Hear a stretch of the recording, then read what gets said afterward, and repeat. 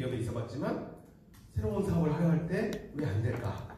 왜? 시대가 바뀌었기 때문에 그 장면을 정확하게 볼 수 있는 것이라고 생각합니다. 저는 그래서 이 카페14는 이 에이블리랑 명확한 경쟁 기업이라고 생각합니다. 아직 카페14와 에이블리를 경쟁자로 보고 있는 뉴스는 없더라고요. 제가 오늘까지 조사한 바이거든요. 저는 그렇게 생각합니다. 주가를 찾아보니까 서로 대칭이 되는데 1년 차트에서 딱 올해 후반기부터 카페14가 주가가 반이 떨어졌고 에이블리는 반대로 올라가고 있습니다. 이것이 인과관계인지 상관관계인지는 더 토론을 해보아야 하나 분명한 것은 정성적으로 에이블리가 성장하면 성장할수록 카페14에서 계시는 창업자들은 영향을 받을 수밖에 없는 것이라고 생각합니다. 그래서 이게 카페14가 워낙 많은 훌륭한 일을 했고 어떻게 보면 거의 독점에 가까운 정도의 시장 점유율을 가지고 있었지만 그리고 당시에 카페14도 많은 경쟁자가 있었지만 게임의 규칙을 바꿔서 새로운 경쟁자가 등장해버린 이 케이스가 승부의 냉정함을 보여준다고 생각합니다. 그 다음 재밌는 게 심쿵 할인이라는 겁니다. 심쿵 할인 저거였습니다. 요새 급성장하고 있는 기업입니다. 올해 거의 거래액이 한 2천억 원 정도, 그 다음에 순수 발생하는 순수 매출액이 연 600억 원 정도, 순이익이 한 100억 원 정도. 심쿵 할인이라는 애를 깔아보시면 기가 막힌 쇼핑몰이 나옵니다. 예를 들어서 안마의자 같은 것이 뭐 비싼 건 600만 원 정도 하잖아요. 여기 들어가면 100만 원 뭐 이런 거예요. 그 다음에 뭐 홍삼 세트, 정관장 그리고 50만 원, 30만 원 여기 들어가면 5만 원인 거예요. 심쿵 할 정도로 심장이 쿵 걸릴 정도로 대폭적인 할인을 해주는 회사입니다. 주된 타깃은 40대, 50대 성인 시니어 분들을 타깃으로 하고 어떻게 이런 사업을 했는지는 모르지만 노하우가 뭔지는 모르지만 아주 저렴한 가격으로 물건을 직접 만들어 오거나 혹은 공급받아서 파격적인 가격으로 판매를 잘하고 있는 회사. 지금 모 벤처캐피털리스트가 투자를 하려고 검토하고 있는 따끈따끈한 기업이 심쿵 할인이라는 기업입니다. 심쿵 할인이라는 기업의 법인명은 제이슨 그룹입니다. 제이슨. 찾아보면 조금 흥미로운 것이 원래 패션 사업을 하는 회사가 아니고 광고 대행 사업을 해야 되는 회사. 디지털 마케팅이라고 하는 영역에서 수많은 광고 대행사로서 클라이언트를 업무를 수행하다 보니 아까 블랙 코퍼레이션이 말했던 로아스 수입한 광고보다 더 많이 수익이 나는 루트와 경로를 파악하게 되어서 자신이 내공을 가지게 되고 어느 순간 깨달음을 얻고 도전을 해서 직접 커머스 사업을 한 그런 케이스입니다. 이 회사는 점점 디지털 광고 단가가 비싸지는 환경을 알고 있기 때문에 어떻게 보면 많은 IT 기업들 놓치고 있는 카카오 스토리나 네이버 밴드 같은 데 집중 광고를 더 저렴한 가격으로 그렇지만 높은 효율로 해서 새로운 시장을 개척한 그런 케이스의 사례입니다. 이 제이슨 그룹은 뭐 KB손해보험부터 ABC마트, 유니세프, 하나투자증권 등 다양한 대기업들의 지금도 컨업 마케팅 업무를 수행하고 있으면서 계속 자신 노하우를 갈고 닦고 있고 이 회사의 최근 실적을 보면 2018년도에 연매출액이 약 600억 원 정도, 당기순이익이 50억 원 정도, 그 전년도에 당기순이익이 한 35억 정도. 그래서 지난 2년간 현금 창출액이 손익 계산상으로 대략 80억 원 정도가 발생한 경우입니다. 그러니까 굉장히 지금 외국 투자를 받지 않은 상태에서 큰 성장의 경로를 찾은 케이스입니다. 80억 원의 순위, 이것이 어떤 의미를 가지느냐. 이 회사의 미처분 이익 능력을 보면 80억 원 정도가 이 말인즉슨 이 회사가 이런 커머스 사업을 하기 전까지 전체 그 앞부분에 있어서 돈을 남기지 못했거나 혹은 소액을 벌었는데 배당을 했거나 이런 케이스가 되겠죠. 찾아보면 배당을 했던 흔적이 나옵니다. 이 회사는 그 전에는 B2B 광고 대행업을 통해서 안정적인 수익을 벌고 조금 수익이 남으면 주주들이 배당을 하던 주주 중심 경영을 잘 하다가 성장 사업을 만나니까 지난 2년간에 당기순이익이 80억 원 정도 발생했는데 그것을 배당하지 않고 지금 미처분 이익률로 놔두면서 회사의 체질, DNA를 바꾸고 있는 그런 기업이 된 겁니다. 그리고 주주 구성 보시면 창업자들과 특수관계인들이 100% 지분을 다 가지고 자회사로 어바웃 굿즈라는 회사가 있어요. 어바웃 굿즈. 이 회사는 이 회사가 유통하는 제품 중에 전략적인 상품들을 직접 만들어내는 TV 제작 회사입니다. 어바웃 굿즈에 가보시면은 한삼근 다양한 제품들, 성인들이 좋아하시는 몇 가지 전략 제품들을 직접 만들어서 운동을 하고 있습니다. 근데 이 신품 할인에 아주 좀 거센 경쟁자들, 대표적으로 할인 중독이라는 업체입니다. 신품 할인에 아주 매섭게 경쟁하고 있는 회사가 할인 중독이고, 또 경쟁자가 공구 마켓이라는 경쟁자가 있어요. 신품 할인 노리는 이 시니어들을 위한 슈퍼 세일 할인 이 사업에 막 지금 경쟁을 하고 있는 신품 할인, 그다음에 공구 마켓, 할인 중독 이 세 개 회사가 대표적으로 이 시장을 공략을 하고 있는 겁니다. 여기서 반점이 있는데 이 랭킹을 따져보면 신품 할인보다 지금 최근에는 할인 중독과 공구 마켓이 높게 나오는데 세 개 회사가 같은 회사가 나옵니다. 제이슨 컨텐츠라는 기업이 똑같은 비즈니스 모델, 똑같은 유통 제작을 가지고 멀티 브랜드를 런칭해서 경쟁을 붙여서 싹쓸이하고 있는 이렇게 해서 됩니다. 그리고 이 회사가 내년에 반려동물 관한 신규 사업을 준비하고 있습니다.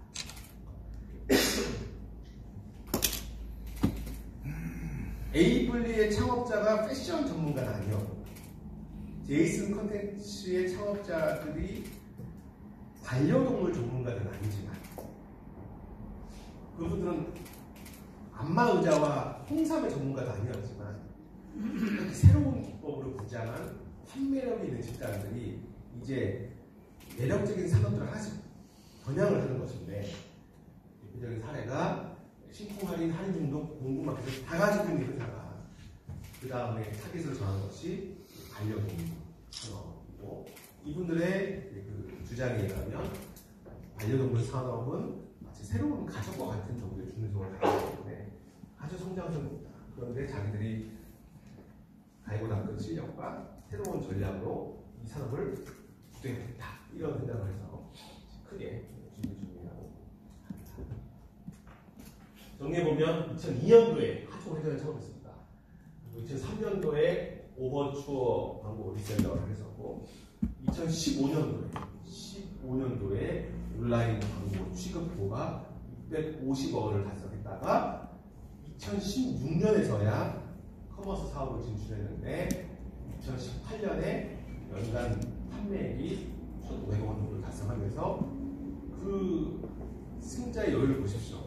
신품 할인, 공구 마켓 여러 개 놓고는 그냥 경쟁시켜서 이 앱스토어 랭킹을 뽑으면은 그 중간 요지를 다 차지하고 있는 거예요.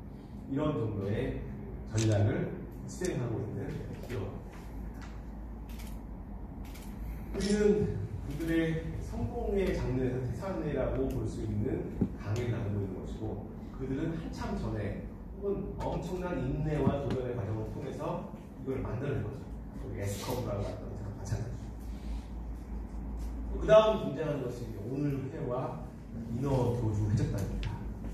제가 상당히 회를 좋아하기 때문에 제가 오늘 회를 아주 인상 깊게 봤던 소비자 중에 한 명입니다.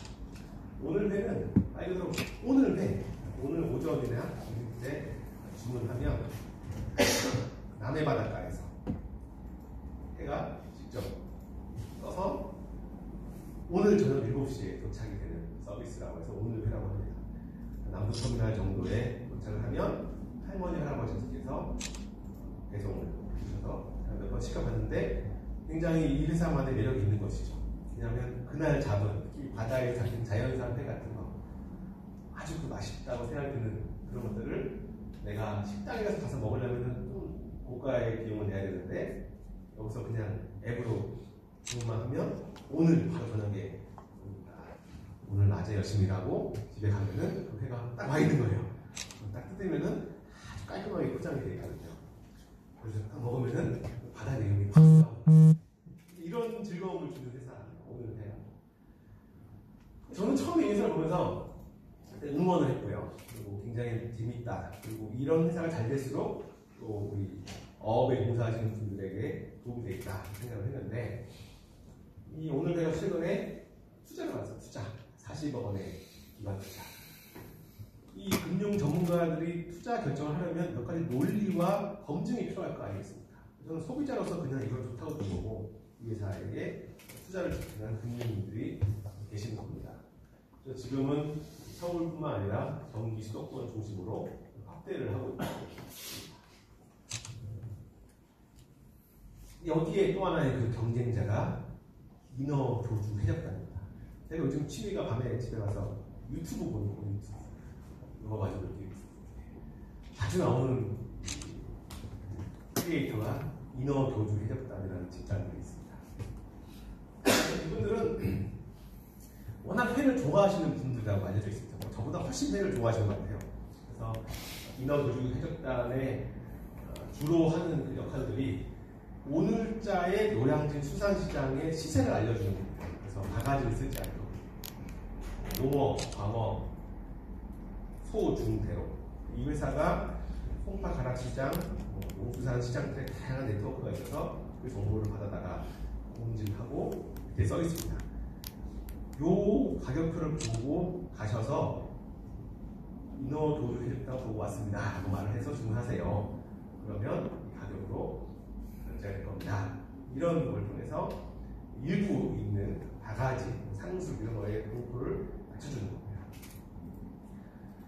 이 인어교주 해적단 이름은 이름도 재밌는데 인어교주 해적단은 원래 개인 블로그에서 출발했고요. 그때 블로거의 아이디 이름이 인어교주였기 때문에 인기를 끌다가 사업으로 진행이 된 겁니다. 지금은 뭐 아주 큰 영향력을 차지하고 있죠. 이게 유튜브입니다. 이분들이 하고 계신 유튜브. 그래서 그런 영상을 보시면 그런 사업을 하는 게 아니라 진짜 회를 좋아하는 분들이라는 것을 느낄 수가 있습니다. 그래서 막 영상을 재밌게 편집하고 그렇게 노력하지 않아도 그분들이 느끼고 있는 그 회에 대한 수산물, 가까운 게, 꽃게 이런 것들을 실감나게 먹고 보여주는 그런 영상이죠. 이분들이 참PD랑 같이 방송을 한 것들이 아주 유명합니다. 혹시 이 장면에서 참PD를 모르신다? 그럼 좀 강의 이해에 여러분 애로가 있을 겁니다. 참PD는 지금 유튜브에서 아주 유명한 음식 분야, 안주 분야 크리에이터신데 서로 잘 나가는 참PD와 인어교주 해적단이 같이 조인트로 방송을 해서 많은 또 인기를 끌었습니다. 저도 참PD 매니아이기도 합니다. 그래서 이런 분들은 음식을 많이 드시는 먹방이 아니라 각각의 컨셉을 가지고 재미있게 맛깔나게 그 삶에 거의 뭐 동화시켜서 뭐 언행일치, 덕업일치 이런 수준까지 가 있는 이런 분들의 매니아 집단들입니다. 그런데 이 인어교주 해적단이 얼마 전에 32억 원 투자를 받았습니다. 그러니까 제가 인어교주 해적단을 좋아하고 또 제 지인이 거기에 소액의 지분을 가지고 있는 걸 알고 있지만 이게 과연 기관 투자를 받을 수 있을까? 항상 그런 약간의 그런 고민이 있었는데 얼마 전에 30억 원 정도 투자를 유치했고요. 사업성이 있다. 정리해 보면은 개인 블로그로 시작한 2013년도의 블로그가 인어교주 해적단으로 확대가 되고 이런 투자를 받아서 지금은 700개 제휴업체 1방문자가 2만 명. 사람이 모이면 비즈니스 기회가 창출되고 그것은 또 전자상거래로 창출되고 거기서는 마케팅 리더십을 가지고 광고의 교섭력과 나중에 이런 것이 쌓이면 캐시노트가 보여줬던 것처럼 소매 금융에 대한 교섭까지 이어지는 것이 패턴이죠, 패턴. 그래서 은산분리의 완화가 정치적 사상이나 긴 토론 끝에 나오는 게 아니라 철학이 하늘 위에 떠 있는 것이 아니라 현실에서 그런 현장이 발견이 되니까 만들어지니까 법과 제도도 움직일 수밖에 없는데 아주 중요한 원칙 중에 하나인 은산분리라고 하는 것이 이러한 젊은 창업자들의 도전 때문에 만들어지고 여기서 핵심이 IT가 금융을 만난다는 겁니다. IT가 프로모션을 만나고 IT가 마케팅을 만나서 결국엔 IT가 파이낸스, 금융을 연결하고 있는 이 장면에서 우리가 위챗페이, 페이스북페이, 네이버페이, 카카오페이, 토스은행, 카카오뱅크 이런 것들을 보게 되는 것이죠. 그러면 내가 산업의 전문가인데 옛날에는 내 경쟁자는 다른 산업의 전문가였을 뿐인데 지금은 내 사업의 경쟁자가 새로운 디지털 금융 사업자가 될 수 있는 시대가 과언이 아니라 지금의 현재가 그렇다는 것이고 금융 사업가들이 반대로 산업 전문가와 제휴를 하거나 같이 협력하는 시대가 되었다는 것을 의미를 합니다. 또 이어집니다. 스타일 쉐어, 인스타그램, 태그파이. 스타일 쉐어도 아주 고속 성장을 하고 있는 기업입니다. 제가 스타일 쉐어의 윤자영 대표님하고는 2011년경에 같이 일본에 방문해서 일본 IT 기업들도 만나고 했던 그런 장면이 기억이 납니다.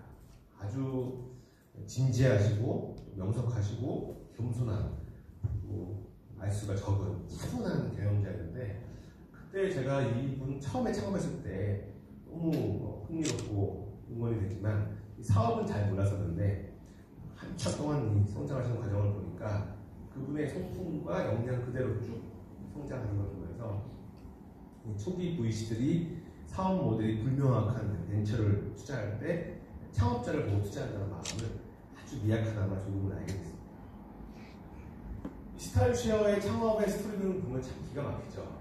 처음에 윤자영 대표님께서 연세대 전기공학부에 학생으로 계실 때 창업을 하고 싶은데 잘 몰라가지고 창업센터에 계속 찾아다니면서 물어봤는데 어느 날 우리 그 권도균 프라이머 대표 이니시스라는 것을 창업해서 내가 가진 그분이 연세대학교에 오신다는 걸 듣고 찾아가서 바로 그냥 스타일 쉐어라는 아이디어를 제시를 했다는 거 어떻게 생각하십니까? 그러니까 아마 그 짧은 시간에 잘 소통이 안 됐던 것 같아요. 그래서 권 대표님께서 잘 모르겠다 거절을 했는데 계속 끈질기게 자신의 생각을 들어봐 달라고 조르니까 그럼 한번 찾아보세요 해가지고 찾아가서 투자를 받았다 그런 케이스입니다.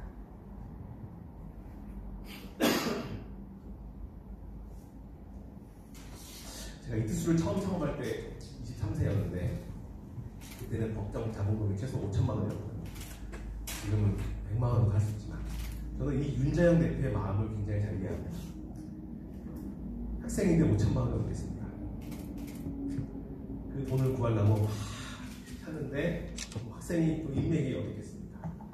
결국에 지금은 있는 나이에 70연세에 운명하신 이민아 회장님 비서실에 전화를 어떻게 해가지고 전화로 쏘니까 어이가 없었는지 잠깐 와보라고 이렇게 해서 찾아갔습니다. 찾아갔더니까 얼마나 그 바쁜 업무에 고생하시는 분들이 메디슨의 임직원들이 저를 귀찮아하시겠어요? 그러다가 그 회사의 신규사업 기획팀의 과장쯤 되시는 분이 아마 그분이 그냥 희생양으로 배정이 되신 것 같아요.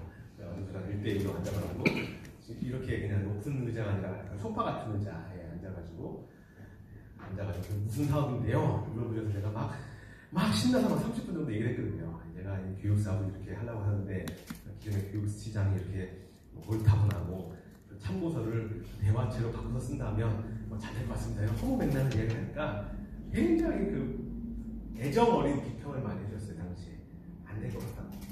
근데 당연하지 않겠습니까? 근데 제가 그 당시에 학생에게 돈도 없고 그래서 좋은 양복도 아니고 제 기억은 아마 동대문에서 정말 그냥 싼 가성비 좋은 양복을 입고 다녔던 것 같은데 그 소파에서 앉아가지고 막 설명하니까 갑자기 이 얼굴이 이분이 당황하시는 거예요. 알고 보니까 제 바지가 밑에가 터졌다는 거예요.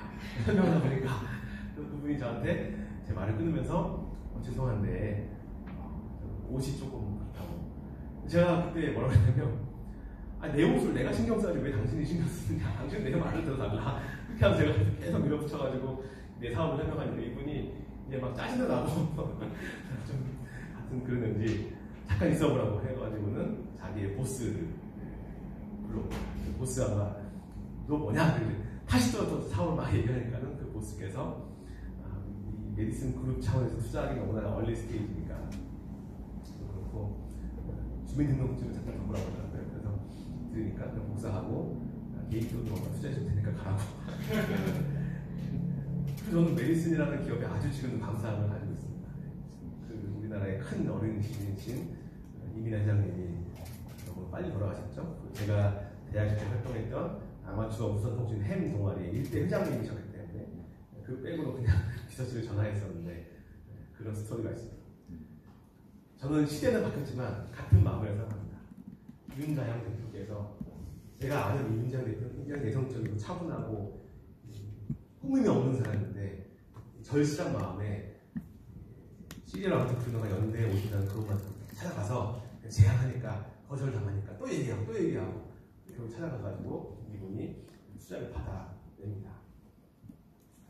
그러다가 2016년에 상점 기능을 런칭하죠. 스토어 기능. 사실은 주변 분들이 이렇게 봤던 기억으로 보면 너무 수익 모델을 오랫동안 였다. 더 빨리 하기를 바랬는데 이분 창업자는 굉장히 다지고 내실을 다지고 특히 수익보다 중요한 것은 회원들과의 유대관계, 진정한 커뮤니티에서 진정성이 쌓일 때까지 참다가 2016년도에서야 상점을 런칭합니다. 그때 이 창업자의 멘트를 보면 우리 회원들께서 오랜 기간 동안 요청해 주신 쇼핑 기능을 드디어 제공하게 되었다. 이렇게 얘기를 합니다. 그리고 이 창업자 스타일 쉐어가 쇼핑몰 기능을 제공하기 전에 아마 우리 벼룩시장이라고 하죠. 플리마켓에서 열었는데 막 어마어마한 사람들이 와서 자신의 그 디자이너들이 자신의 옷을 막 보여주고 했던 그런 마켓이 아마 자신감을 가지는 그런 요인이 됐던 것 같습니다. 여러분 혹시 이런 뜻 아십니까? 지읒, 비읒, 지읒, 이읒, 지읒, 이읒. 이것을 가지고 만약에 재발 조용, 재발 종료, 재발 자유 이렇게 생각하시면 여러분이 디지털 세대라는 조금 지금 소통에 간격이 있는 겁니다. 이것은 이 정보 종료라는 새로운 신조어이고 이건 스타일 쉐어가 만들어낸 단어입니다. 그러니까 스타일 쉐어는 진정성이라는 것은 회사가 주도하는 커뮤니티가 아니라 정말 패션을 좋아하는 젊은이들이 자신의 옷 사진을 찍어서 올리는 SNS인데 내가 여기 쇼핑몰에서 좋은 옷을 샀어요. 쇼핑몰의 사진을 내가 입은 사진을 올리면 정보 종료, 나도 그 옷 사고 싶어요. 이 단어가 아예 젊은 분들 은어가 되어서 지읒, 비읒, 지읒, 이읒이라는 초성으로 입력을 했던 문화가 여기서 시작이 됐습니다. 나중에는 이 회사가 아예 앱의 UI를 저 정보 종료의 초성이라는 버튼까지도 추가해서 이 회원들의 문화를 지켜가게 됩니다. 이랬던 스타일 샵은 최근에 국민은행과 함께 소매업자들을 대상으로 하는 금융상품을 협력하기로 한 거죠. 이상이 달라진 거죠. 젊은 창업자가 은행에 가서 금융에 대한 지원이나 대출을 알아보는 경우도 허다한데 KB금융과 함께 파트너가 되어서 자신이 가지고 있는 스타일쉐어에 계시는 아주 많은 젊은 사업가들을 돕기 위한 금융 상품을 KB금융이랑 함께 하게 됩니다.